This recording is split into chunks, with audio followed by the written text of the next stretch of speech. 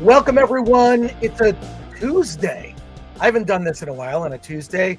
I'm Chris Gore. This is Film Threat. And today, Alan Ng will be joining me. We will talk about The Flash. Both of us saw The Flash last night at a fan screening. We're here to talk about it. Plus, The Little Mermaid. And if we have time, maybe we'll delve into Cleopatra. Join me, if you will. Grab a drink. Hollywood on the Rocks is back. There, I just opened my drink. Why don't you grab a cold one yourself? Get ready for Hollywood on the Rocks on a Tuesday. Not a normal day for us, but let's do it. Strap in and get ready for The Flash.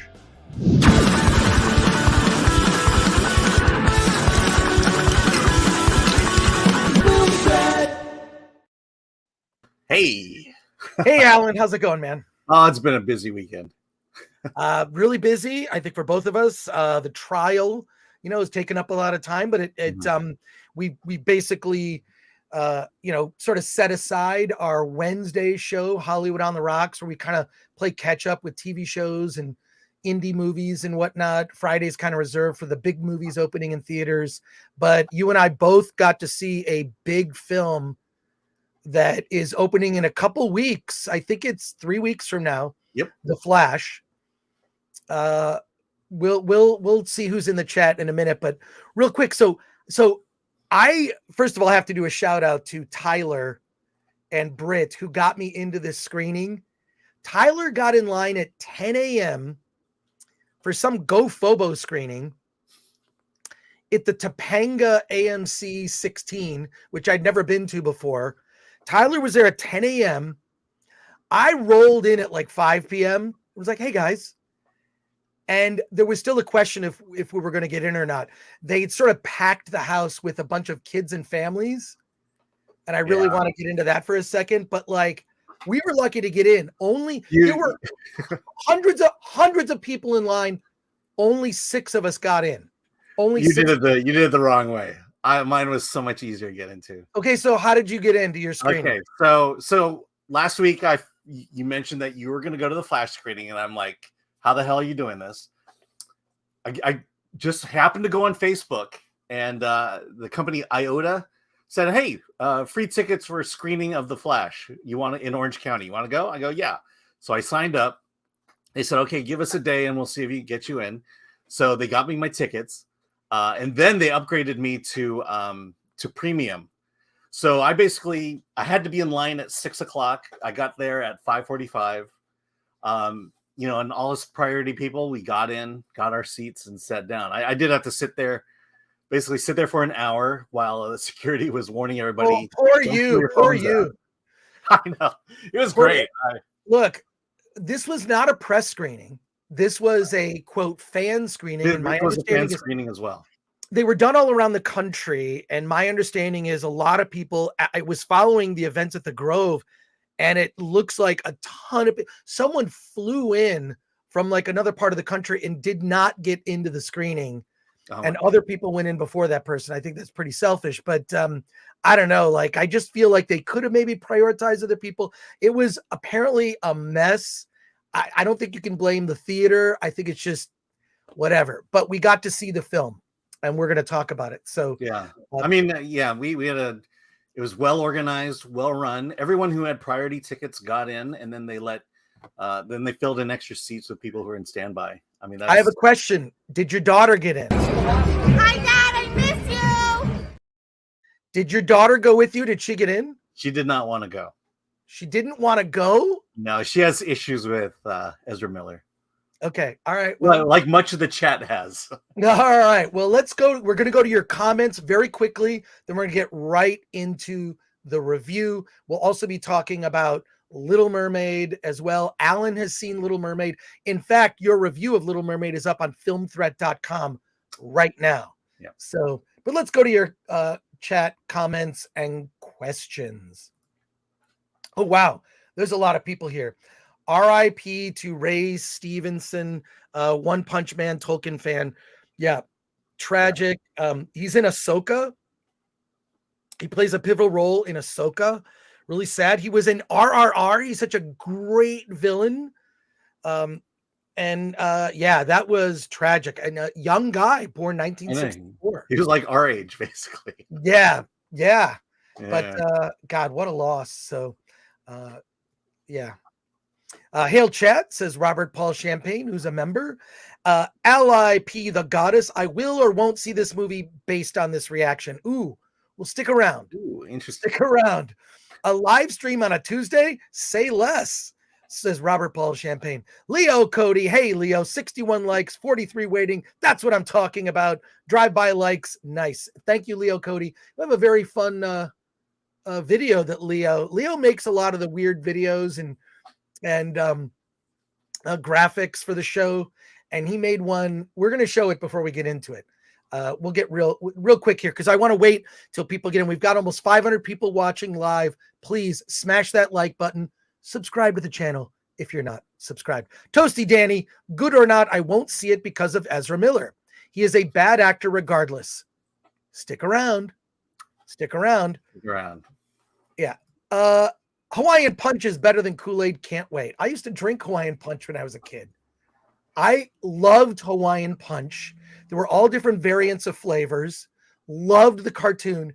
You could never do that cartoon today of just the guy getting punched by the Hawaiian Punch guy. Oh yeah. Never do it. Hail Chris Gore and Alan, also Film Threat Chat, says Sifax. Hey Sifax, my buddy, we hung out at the horse races this weekend. Had a great time. I'm pretty sure I think he's up. I'm not. Then we went to Cruel World and saw Iggy Pop and Susie and the Banshees. Great show. Always great hanging out with AJ and our movie meetup group. Embracing absurdity is the only way to survive this present age. I would agree. Film Threat on a Tuesday. Let's go. I'm used to Tuesdays. Tuesdays was DV Tuesdays. Remember? That's I remember. Yeah, back in the day. Says imperfect. Thank you. Solomon Thornton says, I have mixed feelings for The Flash, to be honest. Get ready. I heard The Flash is in this new Batman film, says Donnie Quid. Post coffee Gore, let's go, says imperfect. Eric Henson, hail FT and chat. Love throwing on the stream right before work ends. Hail FT. Here's what's weird. I listen to a lot of live streams while I'm driving, which sucks because then I can't comment. I really want to comment. And I'm like, I'm driving. I can't. It's very frustrating. Very frustrating. Spidey Sensei 72 says, so if The Flash is really that good, I guess we're stuck with Ezra. I don't even know what Alan's opinion is. I know. We haven't talked. I didn't know that because I saw a bunch of friends were trying to get in and they didn't get in. They were at different screenings. And then I texted Alan, like, did you get in? And then I had to silence my phone and we were kind of just stuck. And then I didn't find out after until that you actually did get in the screening. And then I said, don't tell me what you think. So I actually have no idea what Alan thinks right now. The Nerd Far Away, should we get post coffee or afternoon coffee, Chris, today? Can't wait. I've had 2 cups of coffee. I'm ready to go. I'm fired up. I'm fired up, man. Let's go. Come on. Scott McKenzie, infamous. Oh, that's right.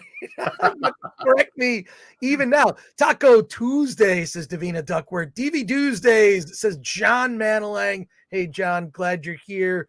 Rude Dude Reviews. Hey, Chris, glad to tune in from San Diego. Hail the fellowship. Hey. Alan and I are going to be in San Diego during San Diego Comic-Con. We're talking about Critics Court. It looks like will end right before San Diego Comic-Con. We're thinking of actually doing the final episode of the trial live at San Diego Comic-Con. It's somewhere. In San Diego. Discussion stages right now. That would work. James Ricciuti. Hey, James. Thank you. Appreciate you. Tuesday Film Threat is a very good thing, but where is Alan's dog? Is he busy Tuesdays? Where's your dog? No, she's at my feet right now, chewing on a toy. Andrew Odette. I just finished my daily studies for the bar exam. This is a nice way to relax and wind down. Kyle 3 says, good to see Alan as Kermit up to honor Ray S. Yeah. It is. There you go. Come on. And then we have new members today. Shum has become a new YouTube member. Amanda Nowicki's become a YouTube member. If you are a member of the channel, you get access to our Discord. You can continue your chat conversations on Discord. Also, if you want to be a part of the Critics Court trial, we have a Critics Court forum on our Discord. So join, become a member. We do giveaways. We're going to do I think we're doing a giveaway either this week or next for Sisu digital codes. So we give away a lot of digital codes for movies. We give them away to our members. So hashtag cancel Disney Plus says Graph Web for 2. Doug 1985 _ VA loves horror for $1.99. Is it better than any Zack Snyder DC film? Just a moment. We are mere minutes away. We're kind of stalling because we want to make sure people get the notification. It's hard not to respond to these things. They get, we want to make sure we've got the maximum number of people here before we begin. Pilgrim Media for 2. Hail Film Threat, you're moving ahead of the pack. Well, yes, we 75,000 subs. We just crossed that barrier. Yeah, and there's a lot over 700 in the chat as well.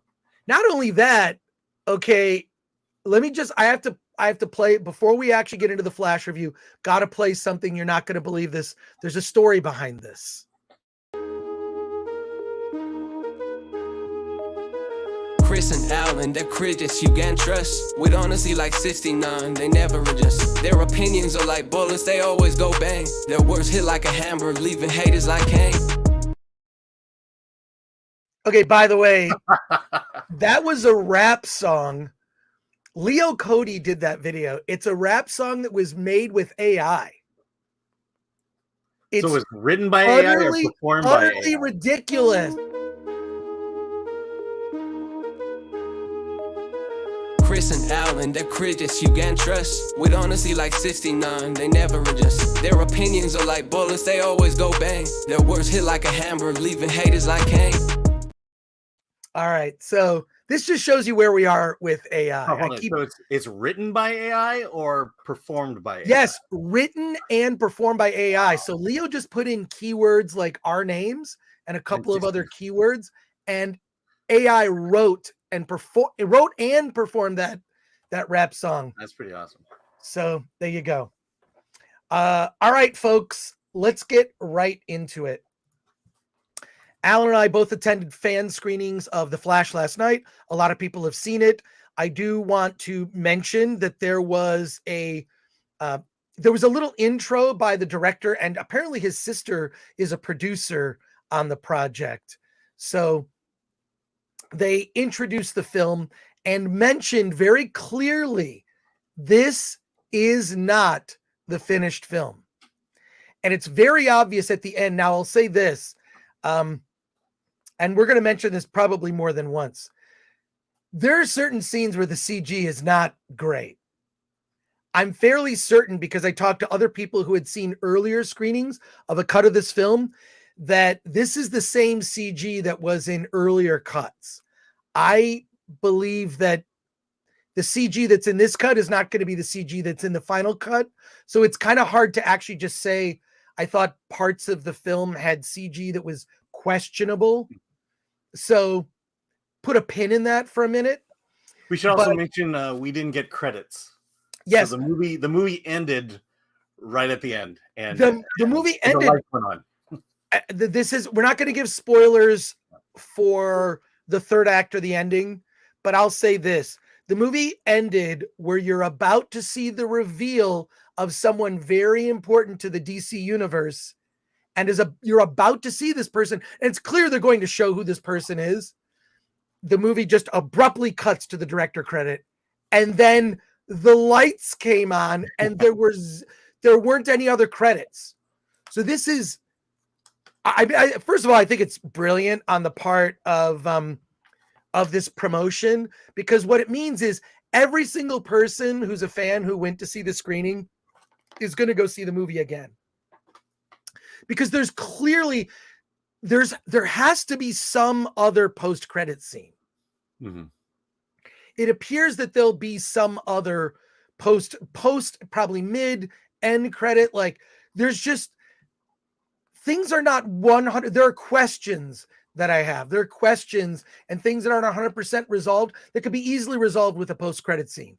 And the fact that it cut off so abruptly means, oh, there's a lot more there. So everyone who went to these screenings last night, who were very fortunate enough to get in, I feel very lucky that I got in.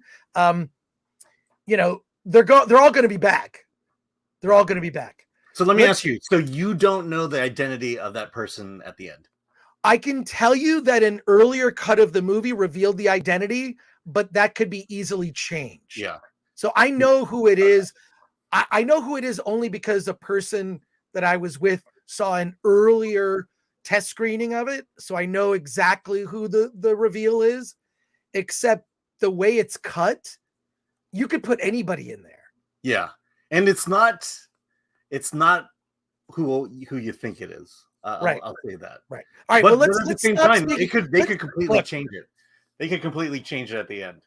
So let's stop beating around the bush. Let's get right to it. First impressions, Alan, you go first. I mentioned with Guardians of the Galaxy, that's the last good Marvel you're going to see for a very long time. This is the first good DC movie I've seen in a very long time. Probably not since Wonder Woman, the first one. I had a blast with this movie. Look, let's just be clear. I'm not a DC guy. I rarely collected DC comics. I know the movies, the early Christopher Reeves. So I have no vested stake in DC. But I love this movie. It's a multiverse movie, and they handled it well. They dealt with things that I don't like in science fiction, which is all this time travel crap, but it was well. And I'll just say it, Ezra Miller was very good in this movie, and he plays two roles, and the two Ezras, the two Barrys, seamless. Couldn't tell. It could have been two actors for all you knew. You mentioned the special effects. I didn't care about the low quality of special effects. It just gave it that kind of comic book feel to it, that kind of fantasy feel to it. And I'm glad it wasn't overly, they weren't trying to go for authenticity. But I will say the one thing that I noted at the end was it made me appreciate Man of Steel better than I did. And the ending is great, and I don't even want to spoil that for anyone. So I really love this movie, and I'm definitely going to see it again when it comes out. Well, I'll just say this. I liked it less than you. Okay. I liked it less than you. And let me just say this. The Flash is the first Marvel movie made by DC. It's effectively takes a lot of the, Marvel tropes and things, the use of comedy. And I'll admit there's some very clever writing in this. We'll get into specifics. I'm just doing broad strokes, early reaction. But here's my impression of it. I liked it less than you, mainly because of Ezra Miller. Because of Ezra Miller, I found that, I think that Ezra Miller's Flash, I didn't mind in the Justice League. And in particular, the Zack Snyder's Justice League, that cut, because his role, Ezra Miller's role as the Flash in the Justice League, is comic relief. He's the comic relief. He's fine as a side character who doesn't get a lot of screen time. So that works. As the lead character in this movie, and not just the lead, there are two of them, he grated on me after a while. It got incredibly grating. It's like the character, the sort of original Barry, which is from the Zack Snyder verse that we meet, it's kind of annoying. And then you meet a different Barry, and he's incredibly annoying, really annoying. So you've got annoying and even more annoying. And you spend the first half of the movie with these two Barrys effectively. What changed was Michael Keaton as Batman. Michael Keaton as Batman. The audience went nuts. I went nuts. This is a Batman movie where the first hour you kind of got to get to Batman. It's the continuation of the Michael Keaton's Batman character, but he's much older. You see him, they don't give a specific age, but he's at least when we first meet him, kind of a bitter, I won't say bitter, but just like he's an old man recluse. who's sort of, he's a recluse. He's a recluse who's hung up the cape. He's done, and it takes Barry to convince him to come back into the fray and join the fight for what's coming. That's all I'll say. And what it ends up being is it ends up being sort of an alternate universe Justice League film is what it ends up becoming by the third act. And these, I'm talking, you've seen these scenes that are in the trailer, right? You've got two Flashes effectively. You've got Batman and you've got Supergirl. Okay. So when it gets to that, I have to say, I was just like, oh my God, am I the only one that's kind of cringing at these jokes? The Barry dynamic is just not, it wasn't working for me. They even do like, there's and this is, people have talked about this already, but there's a joke that in this universe, Eric Stoltz is Marty McFly in the Back to the Future films. Okay. So you've got the Zack Snyder universe, you've got like, that was the Michael Keaton Back to the Future. And then you've got, Michael J. Fox Back to the Future. And then in the universe that he crosses into, which has a different Barry, things are just a little different. And you have an Eric Stoltz Back to the Future. It's played out in a scene that's kind of funny where you meet like Barry's college roommates, because there's an age difference in the two Barrys. I don't want to get too deeply into it. We'll give you a fair warning when we get into spoilers, but yeah, let me respond to what you said. Yeah, I will admit the Barrys were annoying in the first half of the movie. Yes, Barry is kind of a Asperger's type deal, and then the other Barry is more of an annoying Gen Z. And but I will say, and I was starting to cringe at a lot of the comedy up front. But I will say, as it got into Batman and into the second half, I kind of let that go and just started going with the ride here. And they became, I think, less annoying in the second half than they did. Yes, less annoying because they dialed the comedy down. Mm-hmm. Michael Keaton's Batman comes in, and he kind of just like more interested in him. We see kind of like we see glimpses of what happened in between,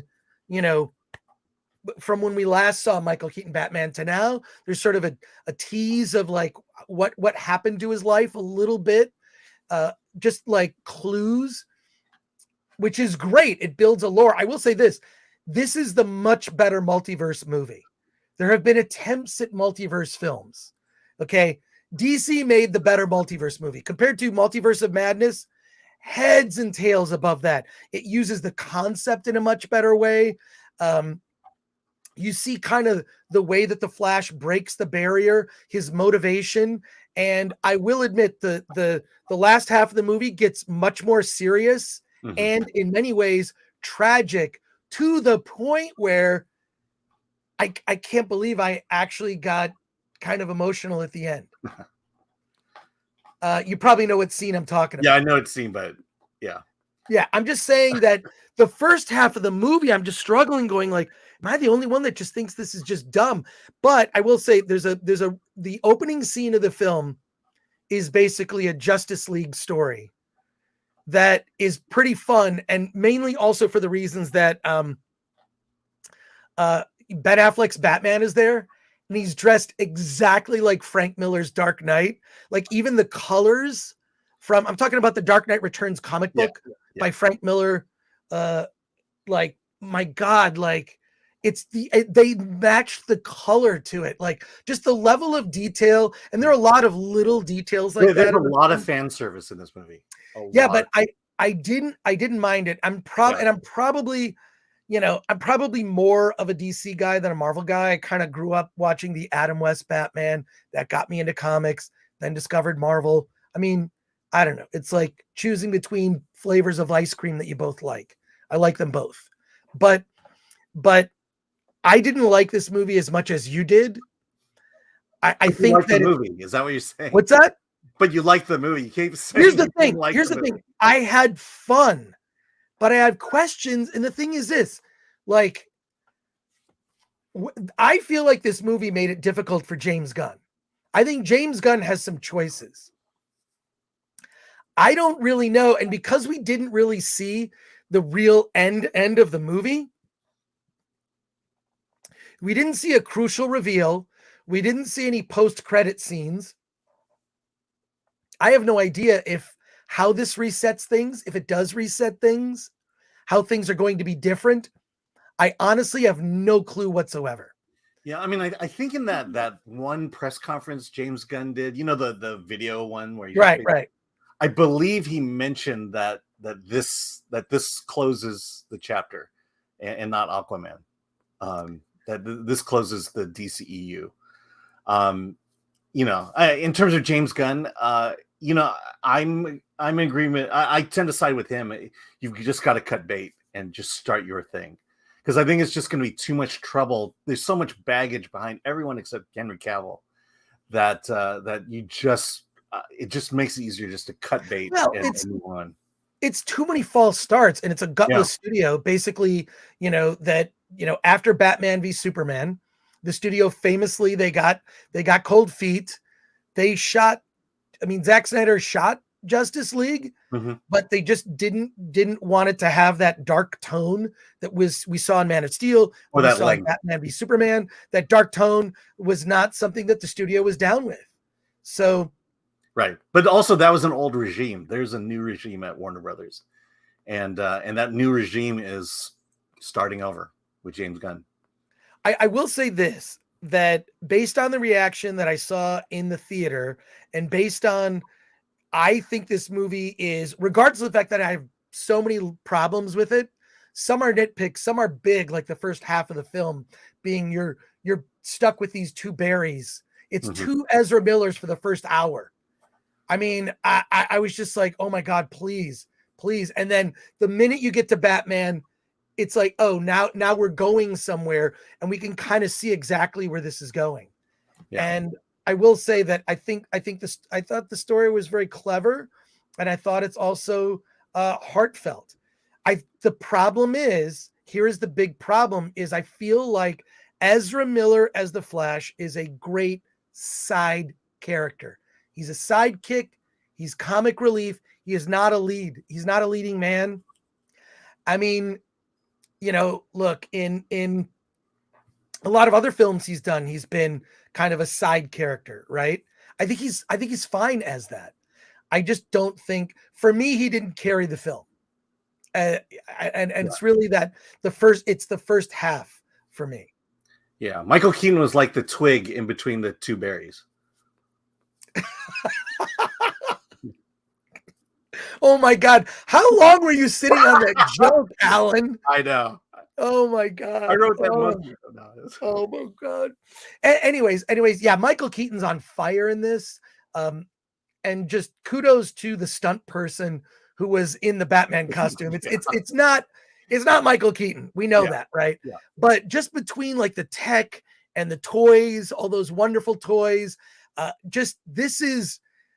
it's great. And using today's technology, I didn't mind it. There's Batman's digital in a lot of the stuff, but also there's clearly a stunt person in that costume. You see Batman fighting Russians and doing just great Batman type of stuff, which is awesome. I really, and he's not infallible. He's a human. He gets injured. Batman gets injured horribly in this. He's not making it out, perfectly fine. So I like that aspect. I feel like the movie became more grounded once Michael Keaton Batman came into play. So do you want to talk about Supergirl? Let's talk about Supergirl. I thought she was fine. She didn't ruin the film. There is some information revealed which kind of explains why she is the way she is, why she's very angry and bitter. And a lot of this relates to Zod. And I thought she was fine. She didn't ruin the film.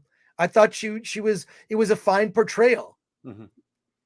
Yeah, I would agree with you. I would agree. So what were your thoughts on her? Yeah, I mean, it's like I'm reading some comments here. She's basically being butch, made purposely to look ugly. I don't know that I would agree with that at all. No, there's a shot. In fact, this movie goes out of its way. There are two shots in the movie. No surprise, the beginning of the movie, there is a sort of it's a comedic thing, but it's kind of a fun Justice League adventure. The first like 10, 15 minutes of the film is, the Flash, Batman, and Wonder Woman are trying to solve a problem. And because Superman is indisposed somewhere else dealing with an issue. And there is a very clear shot of Wonder Woman's ass that I just was kind of shocked. Like her miniskirt kind of flips up for a second. And you're like, that is Gal Gadot's ass. Yes. No, that's what Joss Whedon wanted all along. Yeah. I mean, and then also there are a couple shots of Supergirl in this where she's very feminine to me. I don't think maybe butched her up because of the hair or whatever, but I thought she was fine. Was she bad? No. Was she great? No, she was fine. She served the purpose. She told the story, and she played the role she needed to play in this movie. One thing that is very clear about the Flash is the director is an ass man. I mean, like, am I wrong? No, you're not wrong. Now, can you confirm something for me? Barry has a girl that he kind of has a crush on, like a love interest. Yeah, Iris. I forgot her last name. In the film, Iris, kind of taken from the, it's also in the Flash CW television series. Yeah, it was his main girl, love interest in the television show. Definitely. Is that the same actress that was in Zack Snyder's Justice League? Okay. Kiersey Clemens. Is she in that? Because it looks like, this is going to sound awful for me to say, it looks like she just looks very different from how she looked in Zack Snyder's Justice League. Or is she just a proxy?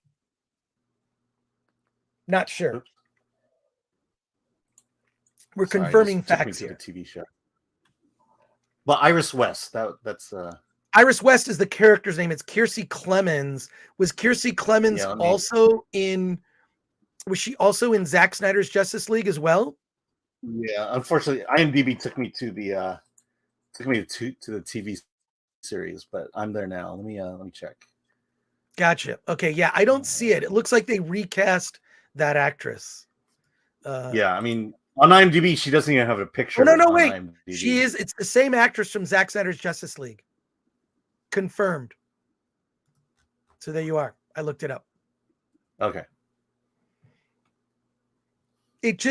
She looks different. I had to look for a second, and I don't want to, I'm trying to put this politely. It seems like she went to college and got her like freshman 15.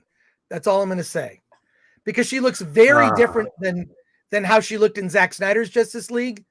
I mean, this was shot later, but am I wrong? Just when we try to get credibility on this show. Right. No, she just looks different. It was distracting for a second because I'm sitting there. Is that the same actress same character that he saved in Zack Snyder's Justice League? And I guess it is. It is the same actress. Yes, it is the same actress. Yeah. Okay.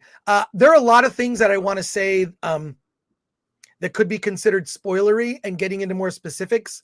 I'm not going to do that right now. What we're going to do is we're going to go to the chat and answer some of your comments, questions, and concerns, and then we will talk some things that could be considered spoilers. Then we're going to talk about Little Mermaid. And we have over 1,400 people watching us live right now. Smash that like button. Subscribe to the channel if you're not subscribed. Join us for Critics Court on Wednesdays. Wednesdays, we have Critics Court. Right now, Star Wars is on trial for the murder of the Star Wars franchise. So join us Wednesdays for Critics Court, 1 p.m. Pacific, and Fridays at 9 a.m. Pacific for our regular show, the Film Threat Livecast. Subscribe to the channel. Oh, wow.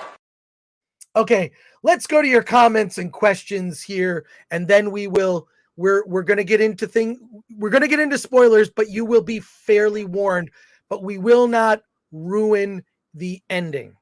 I promise you. First, a super chat from OC Gigan for $1.99. When is the Attack of the Doc Blu-ray coming? It is coming in August.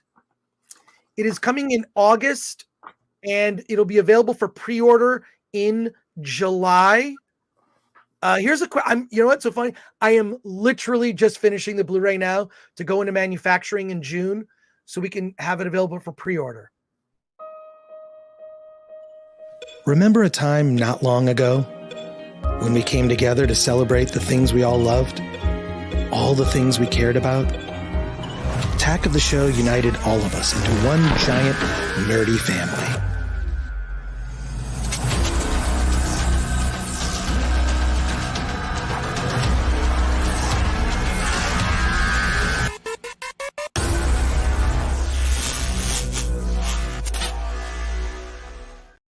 That's a little preview of our motion menu. So it's funny that you asked that. Like I had a video of the menu. I was like, oh, I'll talk about this on Friday. But yeah, that's when it's coming out. Let's get to Flash related comments and questions here from MM for 5. Alan, if WB has you, dog, blink twice. The chat knows people who can help you out.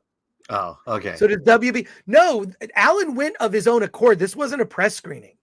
This was not a press screening at all. This was Alan just was lucky enough to get in just as I was. Yeah, it's funny. You had to be 18 to go in. So there were a lot of mothers who took their teenage sons and daughters to the screening. Oh, really? Like accompanied by an adult? I think my screening was completely age inappropriate. The Was kids it too young? were Is that what you're saying? Yeah, 5, 6, 7 years old. Bunch of the kids. Right. I saw it in an IMAX screen that seated 160 people. We were all seated in the front row because those were the only seats left. So I sat in the front row like this for the whole movie, and there were kids behind us that were yakking it up. But there were parts of the movie. There's a scene where, don't ask how, one of the berries is completely naked, and he's covering himself with like the pot. No, just the twigs and berries, as you put it earlier, Alan. And it's gratuitous. I would say he's just naked a bit too long for what I would consider a kid's movie. I'd say it's fine maybe for teenagers, but I was in a room with probably 7 or 8-year-old kids, and I kind of felt it was inappropriate, to be quite honest. Pretty sure the movie's PG-13. But there you go, Alan. Thank you, MM. Stubble McShave for 50 Swedish krona, I think. Word of the day because of social media, ultra crepidarian. Someone who has no special knowledge of a subject, but who expresses an opinion about it. Yeah, that's most people on social media. Most people, a lot of people on social media feel like they have to have an opinion about a subject. I don't. There are a lot of things I actually have no opinion on because I don't care enough. Sorry, folks. I just don't. Elliot Cecil for $4.99. Is Ben Affleck just a cameo, or do we see plenty of Batfleck? There is an opening scene involving members of the Justice League, Flash, Wonder Woman, Batman, and they have a crisis. They have a crisis they have to deal with, and Batman's in it. I mean, it's Batfleck doing Batman stuff. So it's the opening scene. It's about probably 10 or 15 minutes, and I thought it was very entertaining. Each of them are kind of spread dealing with issues, and I thought it was a fun scene. Barry's got to do Flash kind of stuff. Batman's got to do Batman kind of stuff. It's not just a cameo. He's in there. There's conversation later, and then that's all I'll say. It is not. Gal Gadot is a cameo. What's that? Gal Gadot is a cameo. Gal Gadot's a quick cameo. Yeah. So there you go, Elliot C. So I hope that helps you out. 200 Watt Studio for 5. Keaton's Batman was continued through Batman Forever and Batman and Robin. Did this film make it like all those films happened with Keaton? I feel like those are just alternate universes with the same Alfred, because the same actor played Alfred in all of those Batman movies. What was the actor's name? I know his last name was Gough, but no, I think this is just the Keaton Batman. And it's we'll get into it later, but there are lots of different universes with different Flashes and Batmans and Supermans, a lot of different ones. We'll talk about it in more depth later. When it comes out, we'll talk. I don't think that those events that occurred in Batman Forever and Batman and Robin happened to Michael Keaton's Batman. I think Michael Keaton's Batman, you've got Batman and Batman Returns, and then he continued with other adventures up to this timeline, because it's implied if it's kind of a different person, it's a different timeline. Like looking at the multiverse, there are just many different timelines.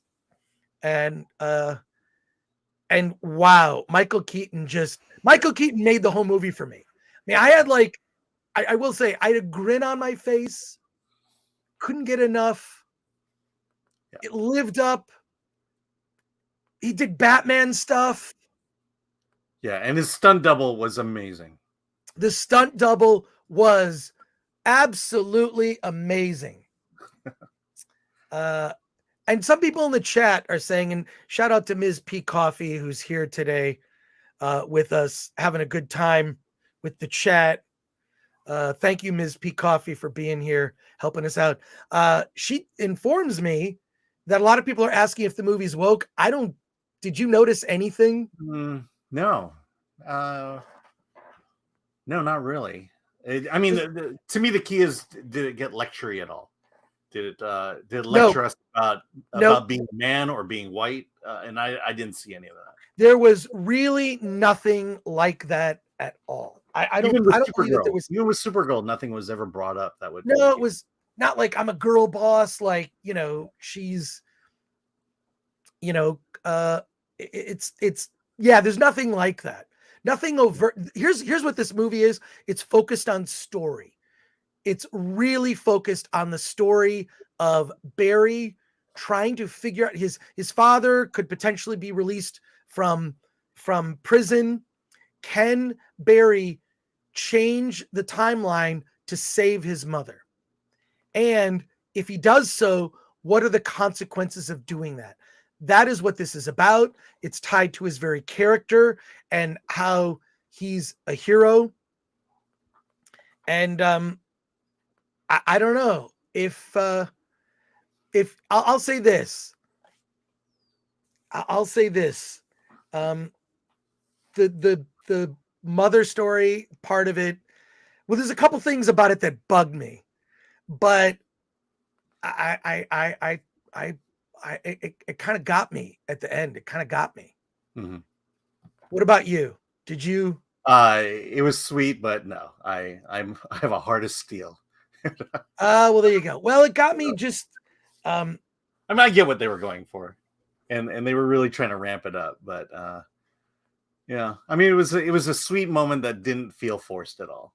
I'll say that. It's just that you got to the first half of the movie is just, it just didn't really work for me because, as I said, I think Ezra Miller is a very good sidekick, side character, comic relief character, making him the focus of the whole movie. Not only that, you have two Ezra Millers. It's just, once you introduce Batman and the movie becomes more serious because, and we're just repeating stuff that's in the trailer, because Zod comes to Earth. But Zod comes to Earth and it's an Earth without metahumans. It's an Earth that basically has Michael Keaton Batman. So what do you do? How do you solve that? How do you then deal with going up against Zod, on an Earth without a Superman? How do you deal with it? So there you go. 52 Games podcast for $1.99. Was Ezra good enough not to go to prison for his crimes?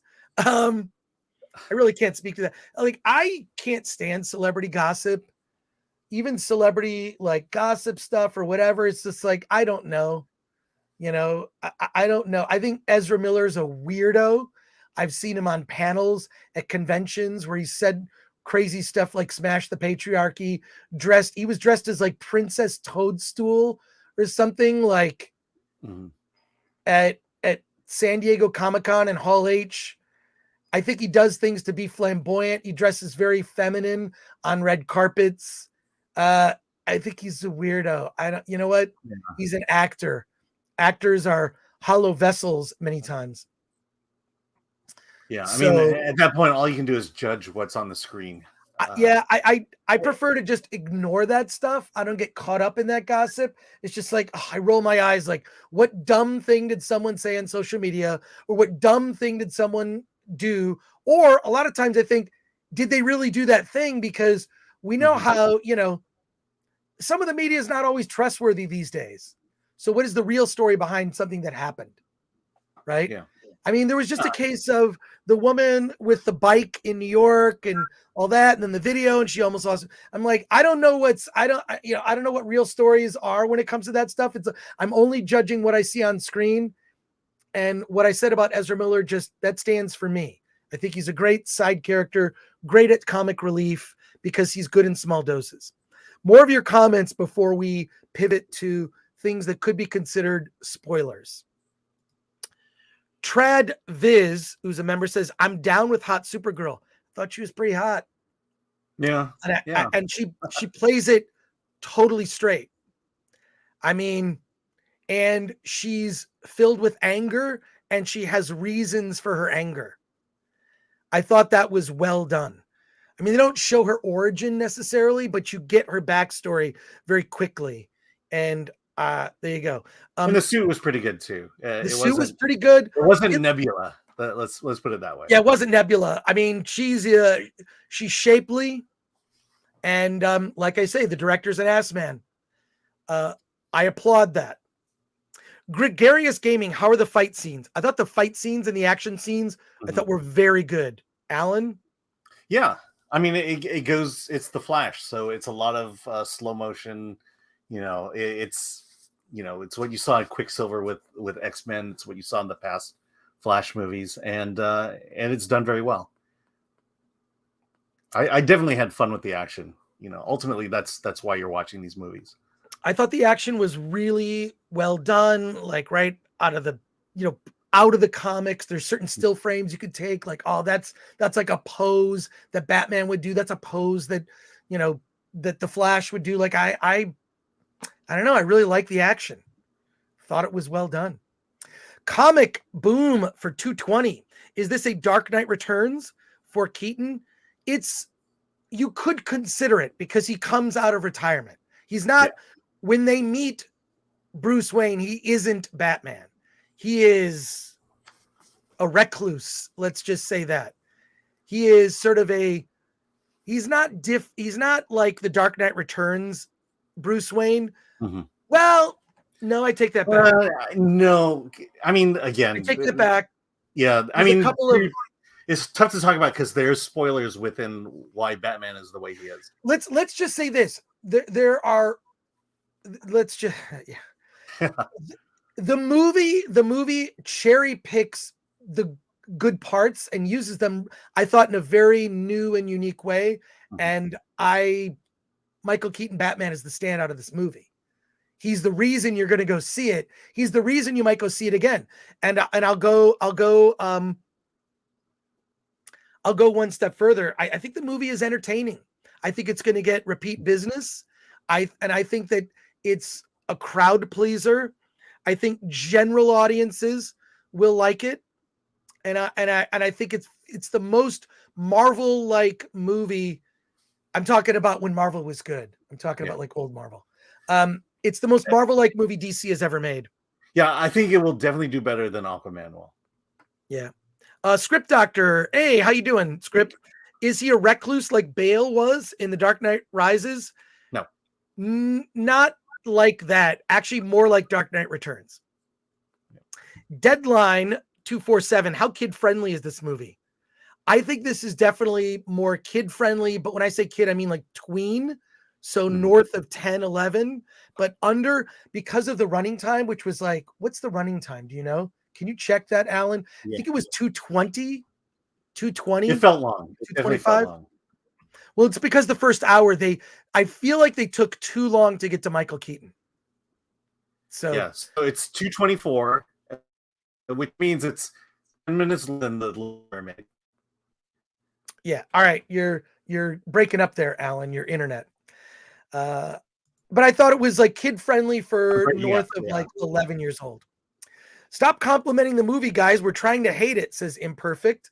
Look, there are so many problems with this film, things that don't make sense, how this is going to break the DC universe. I don't know. I will say this.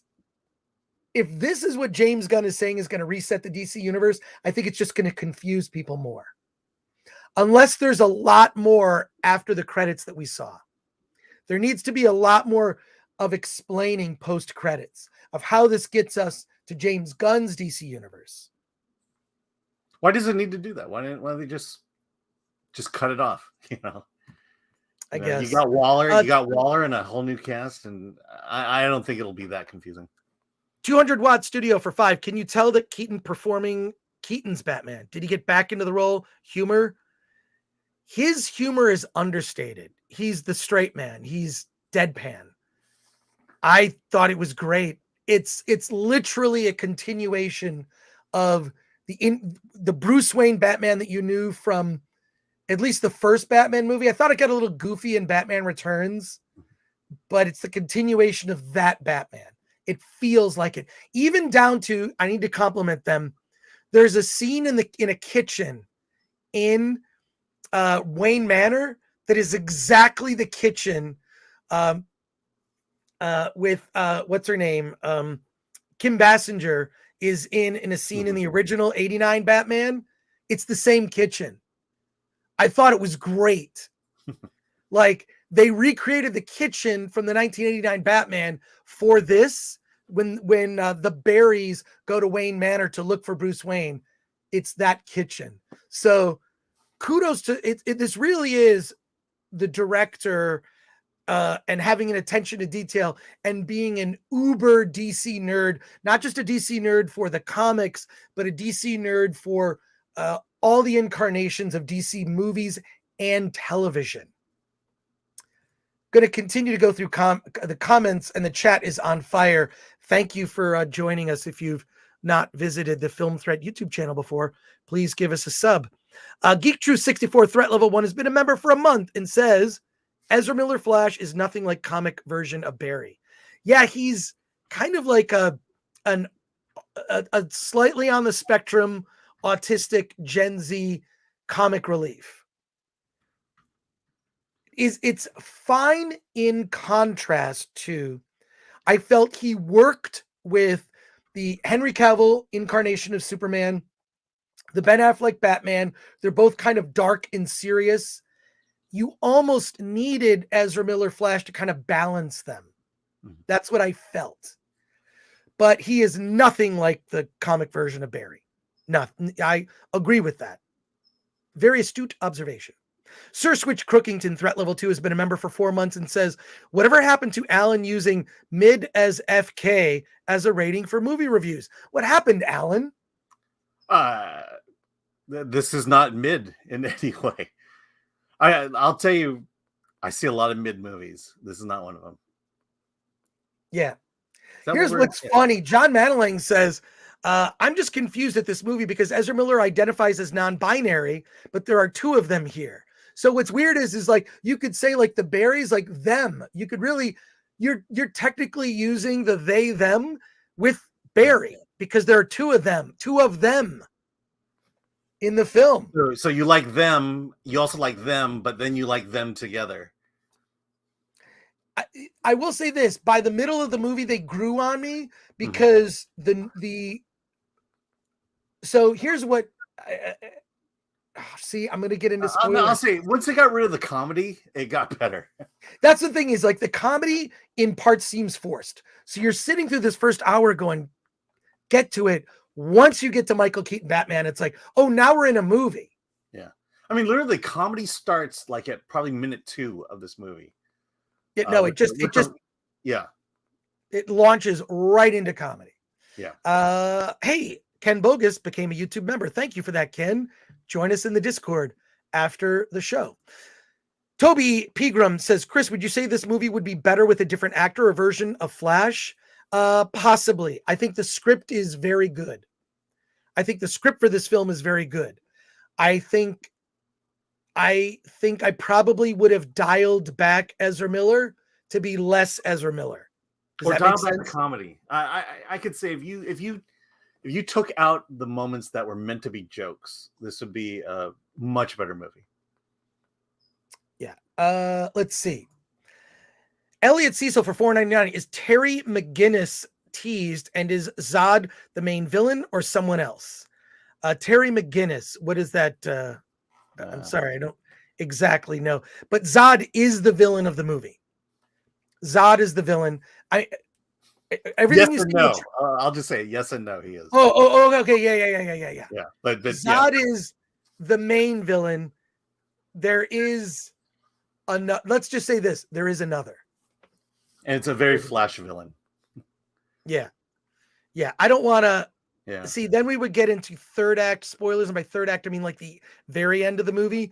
I thought the build-up was very good. So they grew on me. So like a fungus, Chris, says Fletcher Williams, I suck at games channel for $1.99. In a way, finally, because these are two different versions of Barry. This might be considered a little spoilery, but there are two Barrys. There's the Barry from the Zack Snyder verse, whose father is in prison, blamed for the death of his mother, and there's no evidence to exonerate him. And Terry McGinnis is Batman Beyond, says Solomon Thornton. Yeah, you're getting murdered right now. Yeah, can I just say something? I don't care about Batman Beyond. Is Bruce Wayne Batman? I don't care. So those of you that are fans of Batman Beyond, more power to you. Love it. I don't care. I don't care. I was never a Batman Beyond fan. I thought I don't know, just didn't like it. And you say you're a DC fan. Come on. No, I'm just saying I'm an old school DC fan. So there you go. Old school DC. Once you start to get to it's the grandson of the cousin of the and then Superman's dog or Batmite, I don't just stick to all that stuff is BS. It's stuff that they made up in the 50s to pad comics. Then you got the Superman family and the Batman family. Then suddenly you have a Pennyworth TV series. No one gives a flying F about a Pennyworth TV series. Make a Batman TV show. This is what is losing audiences. This is why Marvel is more and more sort of losing favor. It's getting too complicated. The grandson of the cousin of so-and-so's dog. Although you could actually, Alan, your dog could actually be Crypto. You could throw a little scarf on there, like a Superman scarf and a cape. Oh. She has a Captain Marvel costume, by the way. Well, there you go. Yeah, but I'll say this. My daughter asked me the other day, we were talking about Robin, and she goes, well, which Robin are you talking about? And I'm like, I don't care. Here. Yeah. Yeah, Dick Grayson is Robin. Yeah, Dick Grayson. That's the only Robin I know. I don't care about the other Dick Grayson. I mean, sure. Yes, there are other Robins. Dick Grayson. Just do that. Just give me Dick. That's going to get clipped. Yeah, all right, back to your comments. 59 minute mark. All right. Sassy77. So my husband would enjoy it. Lol. I mean, look, if you love Michael Keaton as Batman, 89 Batman, 92 Batman Returns, you're gonna love the parts with Batman. I mean, honestly, the issue here is if you can get over Ezra Miller, you'll have a good time. Yeah. Matt Tuween says, send Alan to the punitentiary. I like puns and dad jokes. I'm sorry. John Manlink, Michael Keaton is the twig between two berries. Best review of the Flash. I'll need to save that for my review of. No, you got to put that in a tweet, Alan. Yeah. Chris cried, Flash has to die, says Fletcher Williams. Well, thank you for that. Thanks, guys, for the review, says Nana77. Daniel, comic relief can't headline a movie. Exactly. Mhm. It would be like, you need something grounding, and I feel like once you get to Michael Keaton in the middle of the film, it takes an hour to get to that.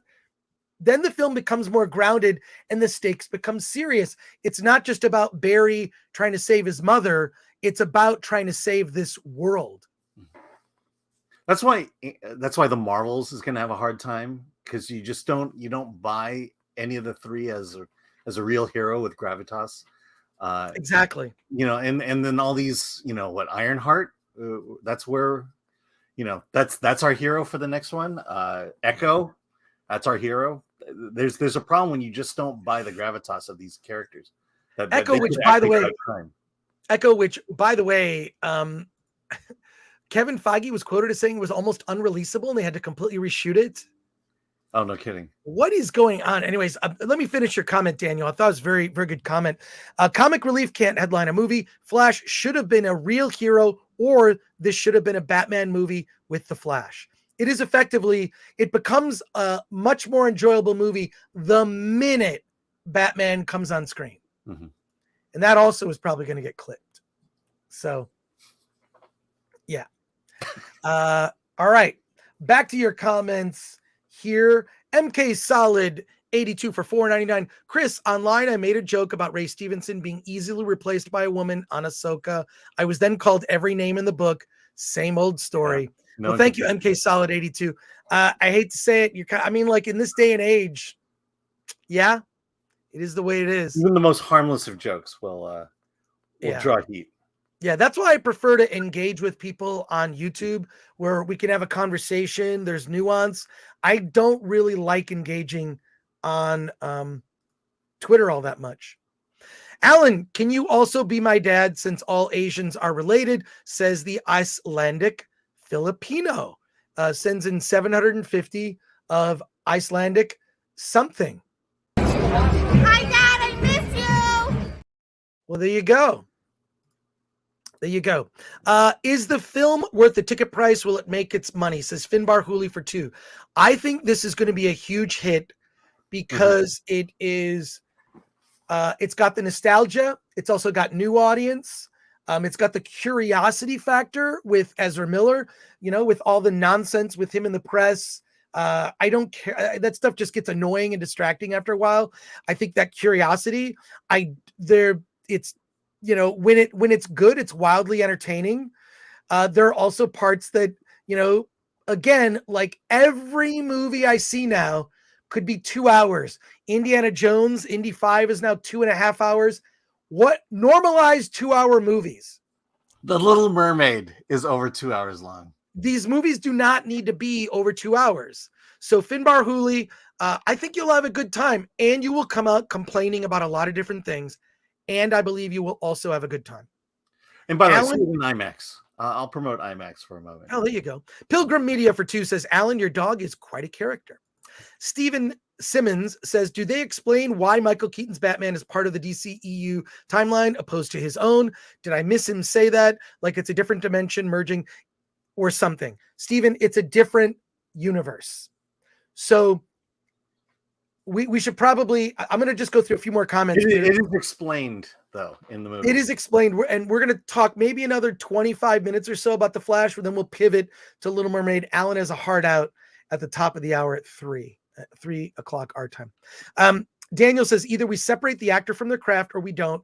I don't care about Ezra Miller's personal life as much as I do his performance. Same goes for Amber Heard. Daniel, I'm with you. Like, I almost every celebrity actor on the planet could be caught saying something stupid in an old interview, on YouTube, on a red carpet. I ignore it. It's noise. I don't care. Show me what's up on screen. I don't want to know about celebrities' personal lives. I don't even want to. Can I tell you something about this? I'll go one further. I don't care about a celebrity or actor's sexuality. I think that is their personal business and should not be the business of anyone other than the person they get naked with. If you're going to get naked with someone, you might want to know what their sexuality is. Other than that, it is no one's business. I'm more old school when it comes to like work stuff. Like I'm freaking Don Draper from Mad Men. I don't want to know what you do in your personal life is up to you. Fine. But it does get annoying and distracting. And I prefer to judge based on what I see on screen. Tom Cruise, a lot of things have been said about Tom Cruise. I don't care. I think he's a guy who's a professional. I think he cares about the audience. I think he cares about the craft. I think he cares about the industry. I think he has much gratitude for the position that he's in. So I don't care what Tom Cruise does in his personal life. As long as he's not doing anything illegal, or, crossing boundaries. To me, we have courts for a reason. To me, you go to court to get the truth out, and that's why, we feel much better about Johnny Depp today than we did before all this. Yeah, I mean, my line is real simple: children and animals. You harm children or animals, I'm gonna have a problem with you. Well, you just reopen the can of worms on Ezra Miller. So. And anything illegal. But thank you, Daniel. You and I are of the same mind. Chooks Kapow, can Alan be my daddy too? Maybe. Sure. Why not? Sure. JTP RX, Alan is now getting WB bucks. Double dipping. Alan, is this true? Hey, look, Disney's not in good shape. They're not paying out like they used to. So, WB all the way. Placid 31, I refuse to watch anything modern until YouTubers such as yourself and Nerdrotic give something a positive review because I don't trust mainstream media. And hello from the UK. Well, Placid 31, hello, over in the UK. I've been there a couple times. I would love to make it back. I think you have to make up your own mind. Mm-hmm. I mean, Alan is more positive. I'm mixed review for me because Ezra Miller, I don't think can carry the movie. As an actor, that's what you're saying. As an actor, yes, and as a character. So, but once it kicks into the second half of the film, I found it very entertaining. And I love Michael Keaton as Batman. I'm sorry. They got me. JWT6577 for 5. I refuse to separate the actor from their craft while so many of them refuse to shut up about politics. I hope they all flop forever.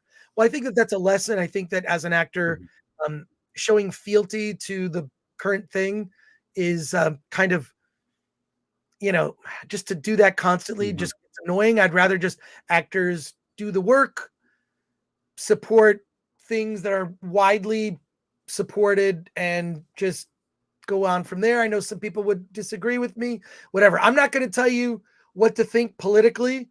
I'll tell you, maybe ask some questions, but I'm not going to tell you what to think or even like what movie you should. I'm going to tell you my opinion. You come to your own opinion. Mm-hmm. You come to your own conclusion. I think whether or not you should see The Flash. I think the big lesson is don't attack your fans. That's a big lesson. You, Me, and the Movie says Disney is just losing money by making it over 2 hours long, one less showing per day. We'll get into it. And a final comment here. Hail, says Nintendo Ginger. I rented the Attack of the Doc. It was great, Chris. Can't wait for the Blu-ray release. Well, thank you for that. I appreciate it. Probably stop. I'll talk about Attack of the Doc more now that it's out. You can get it. I'll talk about it more once the Blu-ray comes out, but it is available on Amazon and Google Play and other popular VOD places. Let's get into some spoiler material here. Also, don't think about just buying one Blu-ray. Buy 5. Buy 10. Buy 5 Blu-rays of Attack of the Doc because we're just literally doing one printing and that's it. That's it. Yeah. One for you, one for eBay. So to tell you a bit more about the story in the first half, Barry is distraught at that his father's imminent potential release based on new evidence that was found may or may not happen. He may not be able to reunite with his father who's been in prison this whole time. You see some flashbacks, and for some reason that doesn't make any sense, Barry's mom, who calls him Monkey, calls Barry Monkey and gives him monkey things, like a monkey stuffed animal and a monkey. He gets monkey things from his mom. His mom, for some reason, is Italian with a very thick Italian accent. And she's making a spaghetti. I just found it really distracting that his mother had like a very thick Italian accent. Seriously, this is the thing that bothered you? Yeah, because it was weird. Like, Ah. so Barry's dad marries the mom, who's got a thick and Italian. I'm cooking to the chef of Boyardee. It was so. Am I wrong, Alan? You didn't find it distracting? So what? I mean, this is the thing that you're getting hung up on. I guarantee that some of the financiers or a producer involved in international financing had like an. I'm not saying the actress was cast because of some behind the scenes, like, please cast this person, but that kind of thing does happen a lot in this business. It happens a lot. Whenever you see, you're saving the spoiler section of this review to talk about the mother's Italian accent. Yeah, I'm going to talk about that. But right. we'll get into so basically what I'm just going to tell a little bit up until we get to like the third act. Okay. Yeah. So what you then see is Barry concludes that it's possible for him to go back in time. He figures out how to do it. Basically, he runs so fast, there's like a sphere, this orb that appears, and if he runs backwards, he goes back in time. So you see him kind of running backwards. He looks, I will say this, Ezra Miller, for a character that like runs, he runs like in a weird way. It's almost like he overemphasizes running weird. So once he figures out that he can run backwards, it's sort of this ethical question of, well, if I can go back and maybe potentially prevent my mother's death, should I do that, morally speaking? Right. And the idea is, he has a conversation with Bruce Wayne that could change things. It could be dangerous. I don't think you should do it, whatever. He does it. He gets a glimpse of other worlds, other multiverses. And the multiverse he goes to where his mother survived, he basically, he in a way, it's sort of like a different universe, but it's also a different universe, but in a way kind of time travel, because the version of Barry he meets is younger than he is. I think in this, Barry is like 25. Yeah, it's the point before he becomes Flash. Right. So he's 25, and in the in the other Flash, the one with the kind of longer, goofier hair, he's a younger version of Barry who's 18 years old, just starting college.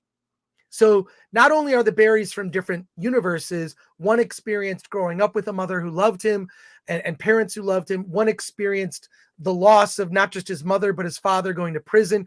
That part is interesting,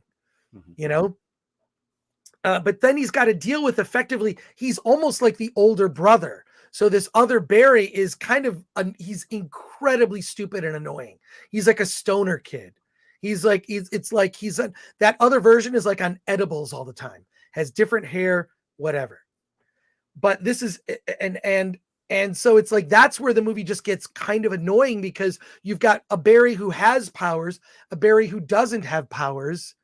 And he didn't sort of think about, well, I'll save my mom. Well, now he saved his mom, but now he's stuck with another version of him. What does he do? Murder him? No, he's kind of stuck in this other universe that he came into maybe a little too quickly, so to speak, without his powers. By the way, I hate to interrupt you, but I believe she was Spanish and not Italian. Yeah, Spider Geronimo says, did they hire a Spanish actress to play Italian? Yeah, yes, my impression is she was Spanish when was she? Yeah, she just happened to like pasta. It's just, yeah, she's like, oh, I'm making pie. It's just, it felt just really stereotypical, and it just seems weird. I didn't think the mom did a super great job. Yeah, so whatever. It didn't work for me. Other people she was a likable mom. I'll just say, I thought she was a likable mom. You can kind of tell why Barry loved her, and why it was so important to bring her back. She's fine. Okay. It's fine. All right. Just like Supergirl, she's fine. She's fine. But then the issue becomes one, how is this universe different? And what Barry's concern, because what happens is Zod comes to this earth and everything kind of stops, right? And then you see that message that Zod sent out in Man of Steel. That message then appears. And then, oh my God, well, we've got to like find, he almost becomes like Bruce Wayne's role in Justice League. He has to kind of, Barry has to assemble the Justice League in this universe. And the only person he can find is effectively Batman. So it becomes, the second half of the movie becomes about assembling whatever version of the Justice League they can assemble to battle Zod. That's what the second half of the movie becomes about. And that's where there are problems. You know, Batman is long retired, a recluse. There is no Wonder Woman in this universe. There is no Aquaman. They can't find Superman, but they find a Russian base where there's a signal there where there may be Superman may be there. A Kryptonian may be at this base in Russia.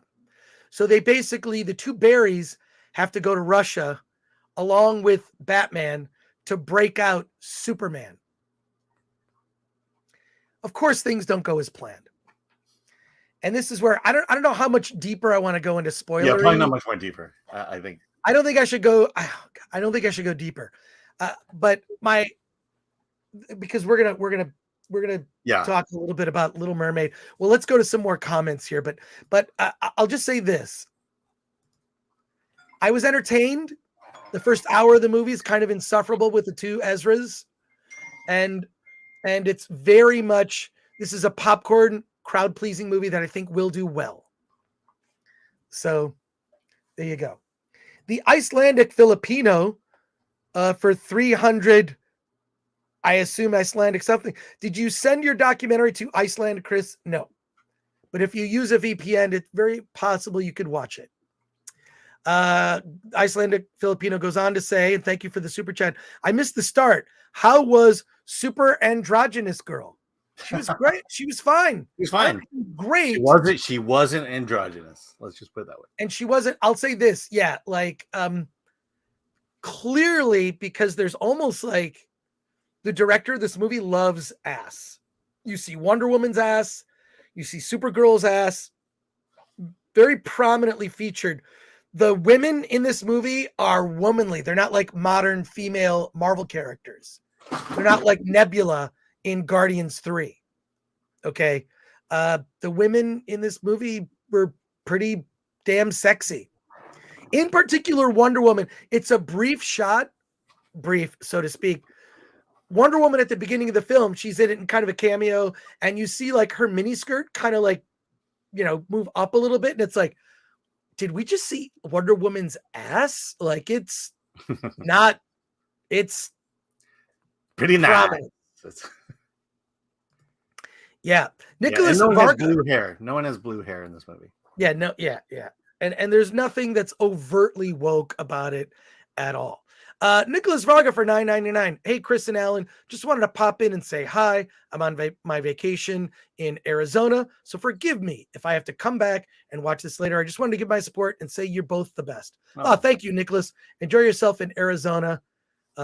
Beautiful, beautiful state of Arizona. Love it. But I think the bottom line is we will get into more spoilers after the movie has opened. The other thing is Alan and I don't actually know this screening of the movie was, I'll repeat this because a lot of people weren't here at the beginning. The screening of the movie was introduced by the director. Okay. And it was introduced in a way, it's actually the director and his name is Andre Muschietti. And it was introduced by, him and his sister, who was a producer on the film.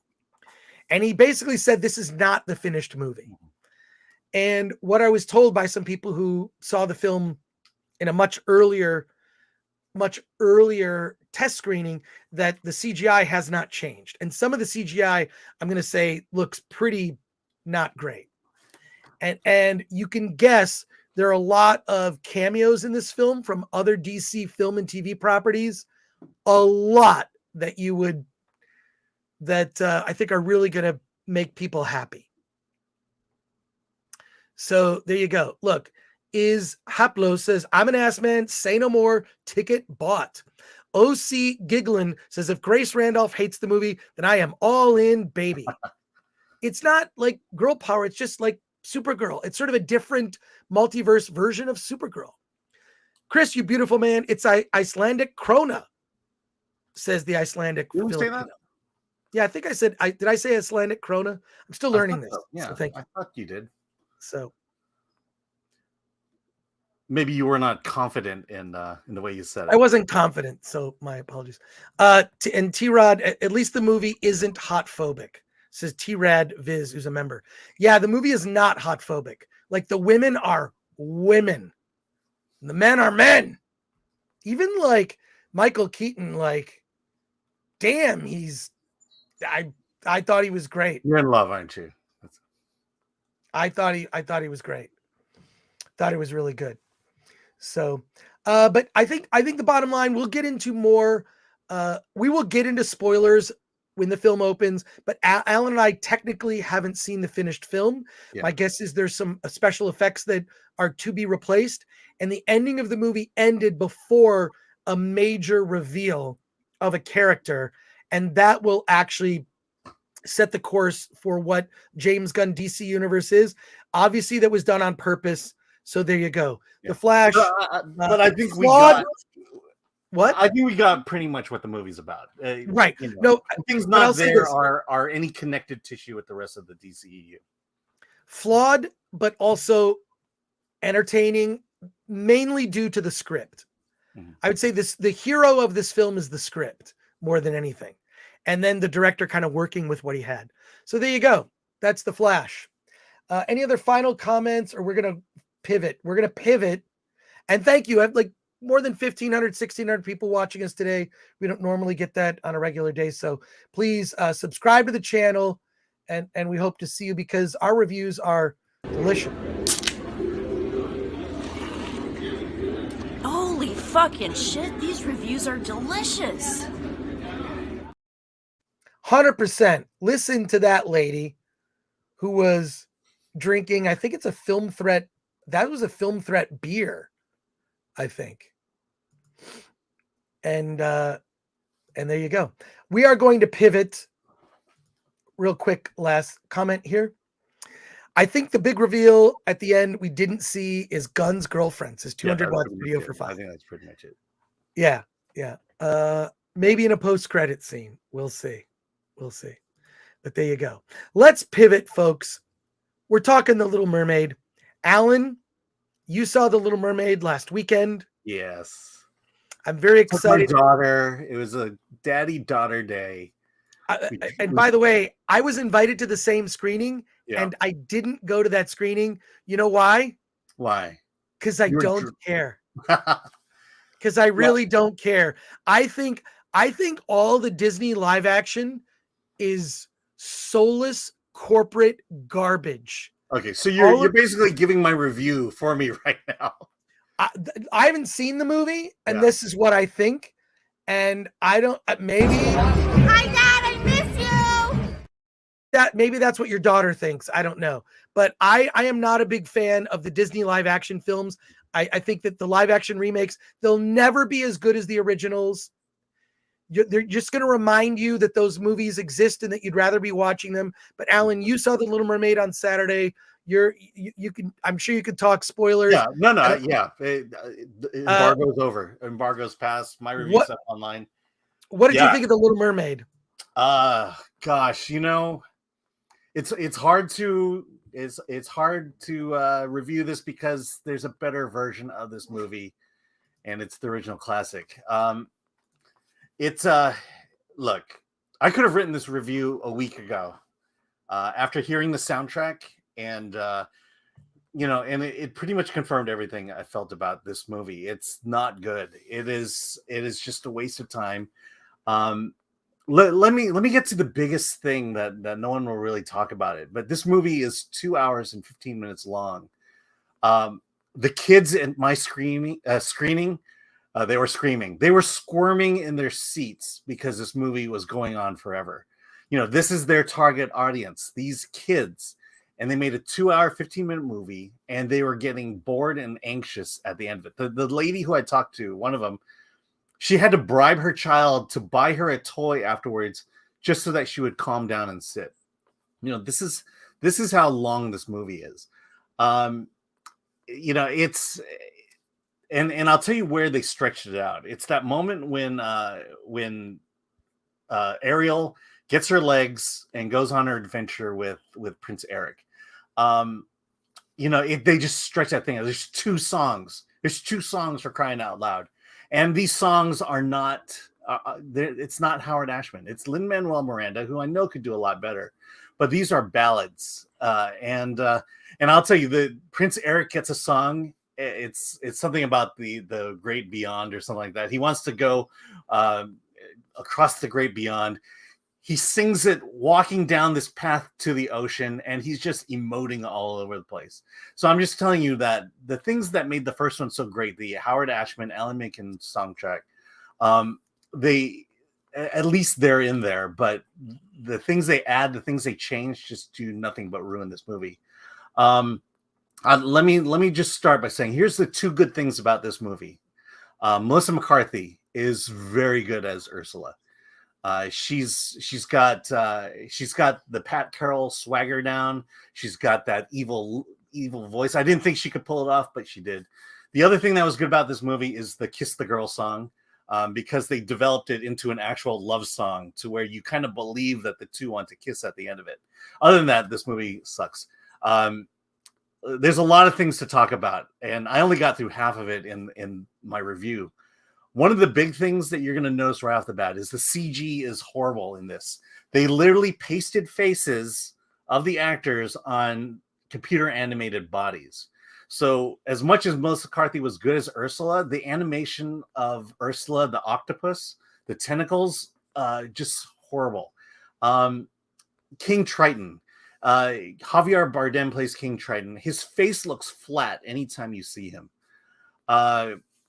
You know, Ariel underwater is just it just doesn't look right. It looks horrible CG. Then you have a lot of story errors in this movie. First, the Under the Sea song, which was underwhelming. Under the Sea was underwhelming. There's a moment in the song where the last line of the song is fish, the word fish, and they cut to dolphins. And if any kid knows their salt, they know that a dolphin is not a fish. There's just these little technical errors that just happen throughout the whole thing. You know, why is at the beginning of the movie, why is Scuttle able to go underwater, talk to Ariel and Sebastian underwater and talk perfect English? The other thing is, it takes place in the Caribbean. The Queen is black. Prince Eric is white. Basically he's their adopted son, but they have British accents, which you know, it's just this whole movie. It's so confused from an identity standpoint. Oh God, I could just go on forever about how bad this movie is, and at the end of the movie where. I'm all over the place. I'm sorry. But at the end of the movie, when King Triton gives his blessing, sorry to spoil this, but it's exactly like the cartoon. King Triton gives his blessing to Eric and Ariel to go off. That moment, that scene is so cringeworthy. The audience was laughing. It is, Alan, I got to come into the conversation because what you texted me after you saw Little Mermaid, because I asked you on Saturday, I'm like, hey man, so how was it? And you wrote a note back and you said you could review this movie without seeing it. Yeah, absolutely. The this is the weirdest part of my screening was, so Part of Your World comes up. I saw it at D23. Nothing's changed, but the way she sings it, Ariel sings it like a kind of a lullaby. I want to be where the people are. Her rendition, she made it her own, and Halle Bailey sings it like, I want to be where the people are. It's not that pronounced, but each word is overly pronounced and in a staccato fashion. And by the end of it, I was so anxious and wound up. I hated the song. I hated her rendition of the song. And let's get to Awkwafina. She is bad. And the song they gave her is horrendous. It's supposed to be rap. Ever since she lost her black scent, she's not a good rapper anymore. I hate to say it. And then let me get to the last thing about this movie and why it doesn't work. And it's the same criticism I had with Beauty and the Beast. There's a magic that comes with hand-drawn animation that 3D animation has not captured. And it is like the magic, the Disney magic has been removed from this movie. And for some reason, animation, the colors, the simplicity of lines, the contrast, the vibrancy is gone. And you're just watching real people acting, basically acting out a play of the Little Mermaid. And there are things you can do better in hand-drawn animation that live action film has not been able to do. And in this case, it's not there. Under the Sea is, like I said, it's underwhelming. Part of it is because it's a song that should be about fish, and it's about crustaceans, it's about seaweed, it's about everything but fish. And when it gets to that part where it's, the Howard Ashman writes, the newt played the flute, the carp played the harp, the bass played the bass. They don't even cut to animals at that point, the way the original animated feature did. And then the blowfish, all the blowfish did was expand. And I'm like, they've just cut the heart out of the original feature. And I'll say this, just forget this movie, watch the original animated feature. Don't take your kids to it because your kids are going to get squirmy at the 90-minute mark. Just take them back to the original. It's so much better. It's so much more well done. So man, I hated this movie so much. Wow. And it has nothing to do with the fact that it's Black Ariel. Yeah. Yeah. I actually think that Halle Berry, what I've seen in clips, it's like Halle Bailey. Halle Bailey, whatever. Halle Bailey. Yeah. She seems fine. I don't have a problem with her at all. It's the whole concept behind it. Leo Cody, who did our little AI rap at the beginning of the show, he said so his AI rap was better. Yeah, it was more clever. That was for sure. 100%. Chris and Alan, they're critics you can't trust. With honesty like 69, they never adjust. Their opinions are like bullets, they always go bang. Their words hit like a hammer, leaving haters like Kane. All right, so yes, Leo, that it was better. Let's go to your comments and questions here. I'll just say this, and I am seeing it on Thursday. I don't expect that my opinion will be much more different than yours. However, this should make people angry. Mm-hmm. You're taking a lot of these classic Disney films are borderline works of art. Yeah. The original Snow White. Sorry? Go ahead. Oh, no, I was just going to say, this movie was the beginning of the Disney Renaissance. Yes. At the very beginning. Exactly. In the early, was it late 80s, early 90s? Late 80s, 89. Yeah. Yeah. And these are modern classics. No one is saying this now. And the comment you made about how like the mom is black, but the dad is this, but they have different accents, or no, they have British accents, but they adopted. Like, I'm like, it reminds me of when I saw Beauty and the Beast, the live action remake, and all the townspeople, and we're like,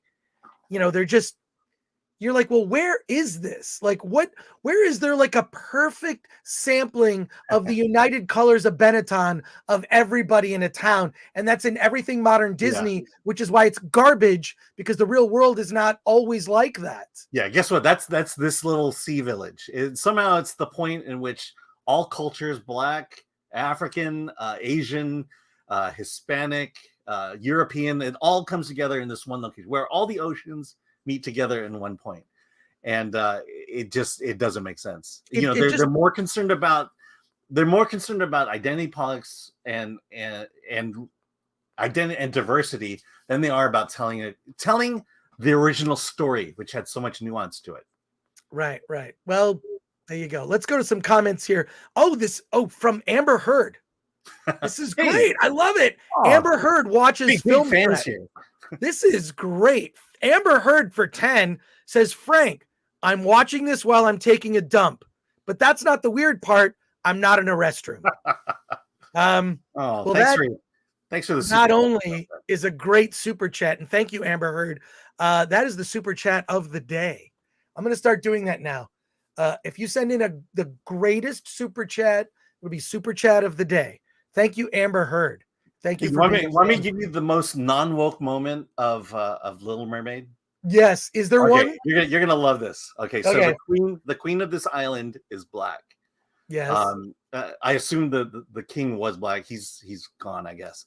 But they basically adopted Prince Eric, and they raised Prince Eric to be such a great leader that they are willing to give their white adopted son, the keys to the kingdom, and he will become the next king, all for merit and not for the color of his skin. Isn't that great? God, I hate modern Disney. I remember Disney back in the day, when my kids were little and we saw all the 90s and, all those, it was an event. When a Disney movie came out as a family, it was an event. We're going to go see, whatever the latest one was, Aladdin or whatever. And Disney had this formula where it didn't only appeal to young kids. It did not only appeal. Mm-hmm. It appealed additionally to young kids and adults. There was stuff in there for adults, and they kind of figured that out. And they were basically Broadway musicals, but they had here's the cute. There's always a cute character, a cute monkey, a cute parrot, whatever it is, like a cute sidekick crab, whatever it was. There'd always be here's the cute element, here's the lead character, here's the prince or the princess or what the story is, and they were all varying degrees of entertaining, but they were for the most part, it's like Disney just rebuilt. There's a really good documentary actually that's on there are a couple actually that I don't know if they're on Disney Plus, maybe they're on YouTube, about kind of the rebuilding and reinvigorating of Disney animation. This is the exact opposite of that. Yeah. This is the exact opposite. This is now spiraling into obscurity and irrelevance. That's what the Disney company is becoming, which is why you're looking at Elementals is coming out. Yeah. Do you even know what I'm talking about? Yeah, I know what you're talking about, the Pixar movie. The Pixar movie Elementals. We got a new trailer for it. Let's just say that. Yeah, there's a new trailer. Nobody cares about this movie.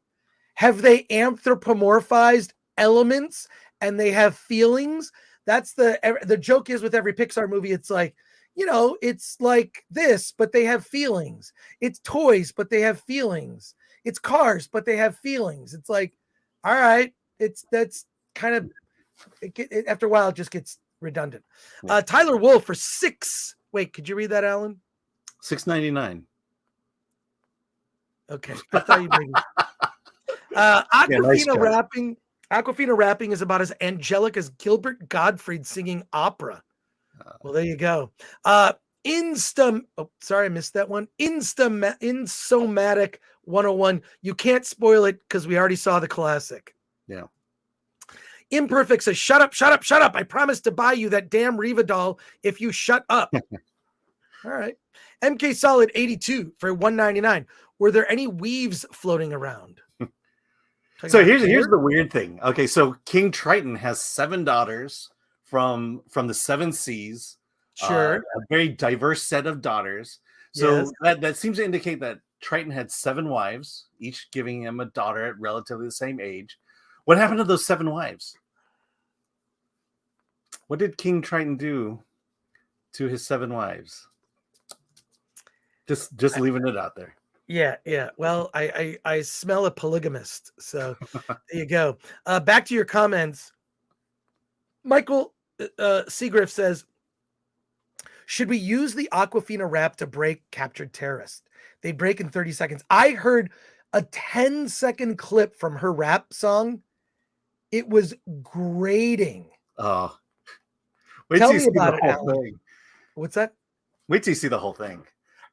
Look, this song is also an indication of why the Disney live action doesn't capture the magic of animation. The song is basically a bird singing the song and moving like a bird and flying around and dancing like a bird. While if they had animated it, it probably would have looked a whole lot better, and it probably would have been a much better production. Nerdrotic says, can't wait for Pixar's Poop Story. At some point, If anyone can do it, it's Pixar. They've run out of things to anthropomorphize. They're going to somehow they'll do Mr. Hanky the movie. Everyone knows what I'm talking about. Hey, Gary, I'll see you tomorrow morning. We'll talk more about The Flash because I know Gary's going to have much more specific questions for me, and I'll be happy to answer them. Amber Heard is back for 5. Oh, To hey. all the haters mentioning that there was no royalty in the Caribbean, well, actually, Bill Ocean made a song, a hit song about it. Well, thank you, Amber Heard. Looking forward to seeing you in Aquaman 2. OTO, best reviewers ever. Zero Redux says they've been working on this movie for 3 years. Yeah, Snakes and Funerals, I'm angry. You can believe it. By the way, I think it was 5 years on the original animated. Jeez. Harry Anders, Alan the Savage. Sorry you had to sit through this atrocity of a film. Well, the good thing is Alan gets to see a different movie on Thursday now. What else is opening on Thursday? There's that Yogi Berra movie. I really want to see that. I don't think I'll get to see it in time. Yeah, maybe. Yeah, I'm not sure. You've got to see a different movie, so we have our Friday schedule worked out. I'll take a look. Oh, Nerdrotic got Flash ticks for 6/12. Hey, congrats, Gary. So that's awesome. I was unable to get the tickets on the 12th. So the movie kind of cuts off before it even really gets to. There's about to be this big reveal of a character. Should I just say it? Should I just say it, Alan? Yeah. Okay. So you see this character, a car is pulling up. It's Bruce Wayne. He gets out of the car. You see his foot, but you don't see his face. Which Bruce Wayne is it? Who is it? They didn't show us. The movie just cut to, you see Bruce Wayne's foot. You cut to the director credit, and then the lights came on. It was kind of jarring. So that's great. Gary, I'll talk to you tomorrow, man. Can't wait. I know we have an earlier start for the Nerdrotic Nooner tomorrow. We're starting at, I believe, 9:30 a.m. Pacific time, 11:30 a.m. So a little before 11:30 a.m. Central. Just subscribe to the Nerdrotic channel. Click the bell for notifications. I'll be there tomorrow. We were told, but they could change it, says Nerdrotic. I actually know who it was. But yeah, it's in a cut that was the earlier test screening cut. I know who it is because of a person you and I talked to. Well, let's just talk about it on the Nooner. I'm going to tease the Nooner for tomorrow. Be there at the Nooner. We'll talk about it, Gary. Looking forward to chatting with you and hanging out. I might see you in a couple weeks, maybe. Wait, am I going to Dallas? Is Dallas a possibility? Should I fly into Dallas?